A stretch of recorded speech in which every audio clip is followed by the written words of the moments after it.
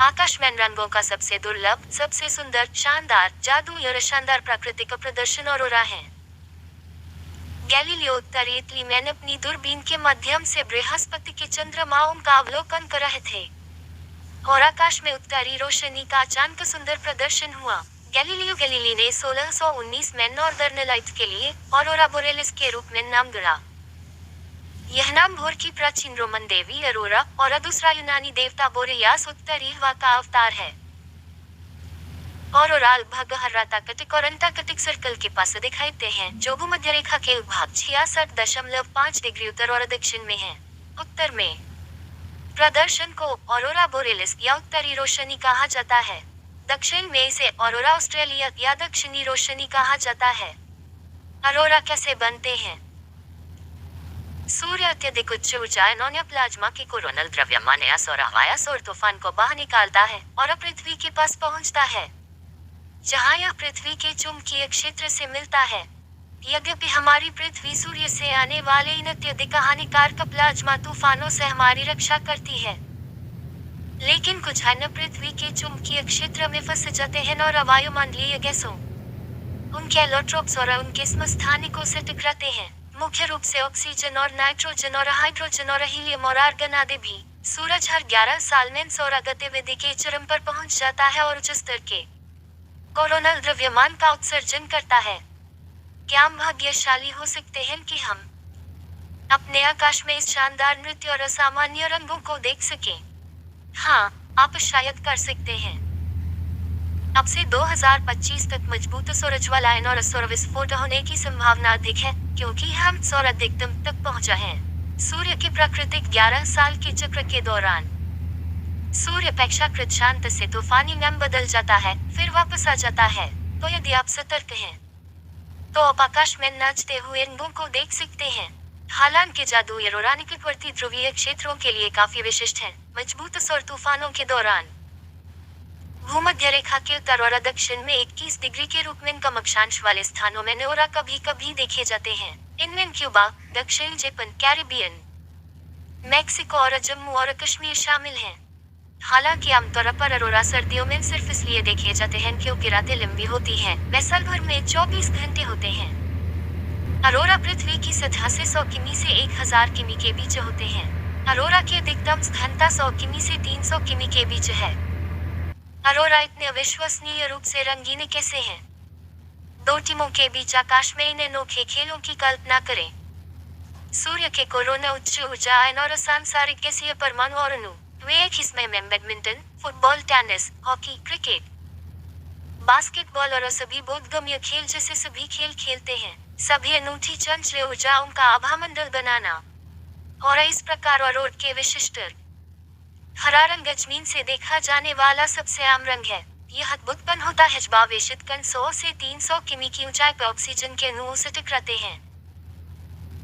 कभी कभी ऑरोरा के निचले किनारे में एक गुलाबी या गहरा लाल फ्रिंज होगा, जो लगभग 100 किमी की ऊंचाई पर नाइट्रोजन के अणुओं द्वारा निर्मित होता है। वायुमंडल में अधिक ऑक्सीजन परमाणुओं के साथ टकराव वाला ऑरोरा उत्पन्न करते हैं। हाइड्रोजन और हीलियम के अणु नीले और बैंगनी ऑरोरा उत्पन्न कर सकते हैं। ऑरोरा के निचले किनारे पर चमकदार गुलाबी फ्रिंज होता है जब इलेक्ट्रॉन वायुमंडल में नाइट्रोजन से टकराते हैं। क्या आप अंतरिक्ष से नॉर्दर्न लाइट्स देख सकते हैं? नॉर्दर्न लाइट्स और सदर्न लाइट्स दोनों अंतरिक्ष से दिखाई देती हैं। अंतरराष्ट्रीय अंतरिक्ष स्टेशन पर अंतरिक्ष यात्रियों को दुनिया भर में यात्रा करने के दौरान दोनों ऑरोराओं का एक दृश्य मिलता है। अंतरिक्ष से दृश्य रंग में पृथ्वी की तुलना में बहुत कम परिवर्तनशील है। ऑरोरल कोरस यहाँ एक बहुत ही महत्वपूर्ण बिंदु। एक ऑरोरल कोरस ध्वनि की आवृत्ति रेंज में विशिष्ट विद्युत चुंबकीय तरंगे हैं।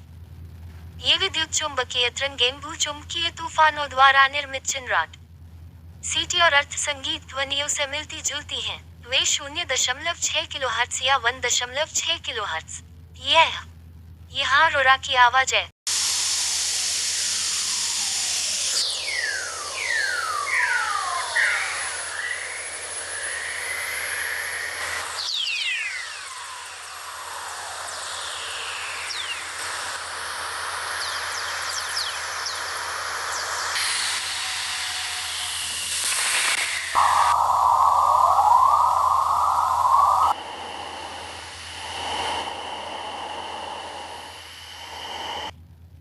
के प्रकार।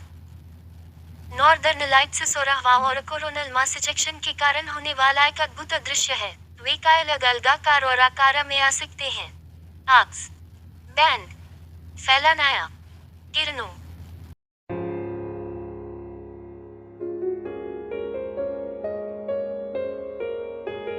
अगला स्पष्ट प्रश्न होगा, पृथ्वी के चंद्रमा के बारे में क्या? हमारे चंद्रमा का औरोरा नहीं है क्योंकि इसमें वायुमंडल नहीं है।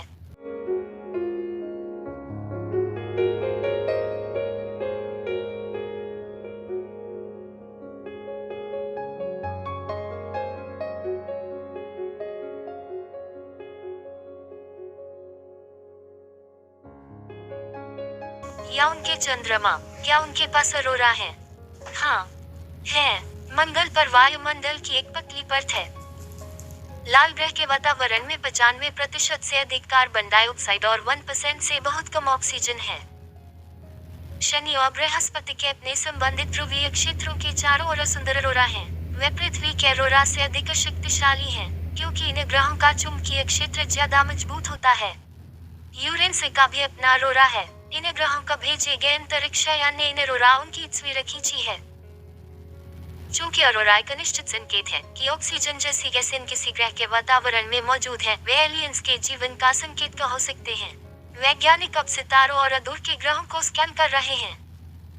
ऑक्सीजन की हरी चमक के साथ चमकने वाली अन्य दुनिया की सूची तैयार कर रहे हैं।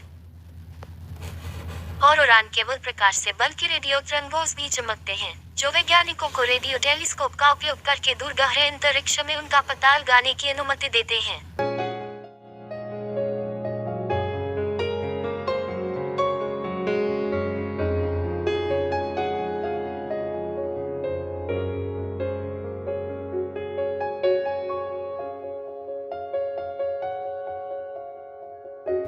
औरोरा के बारे में मिथक। मिथक का अर्थ अज्ञात पारंपरिक या धार्मिक विश्वास। ग्रीनलैंड में लोगों का मानना था कि रोशनी बच्चों की आत्माएं थी, जो बच्चे के जन्म में मर गए थे, आकाश में नृत्य कर रहे थे। नॉर्वे में नॉर्दर्न लाइट्स को पुरानी नौकरानियों की आत्मा माना जाता था। गोस्वर्ड में नाचती थी और नीचे वालों का लहराती थी। उत्तर अमेरिकी समुदायों का उदय इस विश्वास से हुआ कि वे दिवंगत पूर्वजों की आत्माएं थी। कुछ मूल अमेरिकी कहानियां नॉर्दर्न लाइट्स को आत्माओं द्वारा पकड़ी गई मिसालों के रूप में दर्शाती हैं।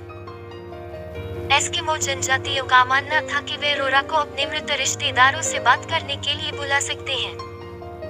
बहरहाल, शायद ही भी कुछ लोगों को आकाश में सतमाशी को देखने का सौभाग्य प्राप्त होता है। औरोरास ये दो सुजाता हैं, जो भारतीय अंतरिक्ष अनुसंधान संगठन इसरो की पूर्व वैज्ञानिक हैं। ये चैनल आपके लिए विज्ञान और गणित में छिपी कला को सबसे रंगीन तरीके से लाता है। जानकारी अच्छी लगी हो तो लाइक, कमेंट और सब्सक्राइब जरूर करें। देखने के लिए धन्यवाद।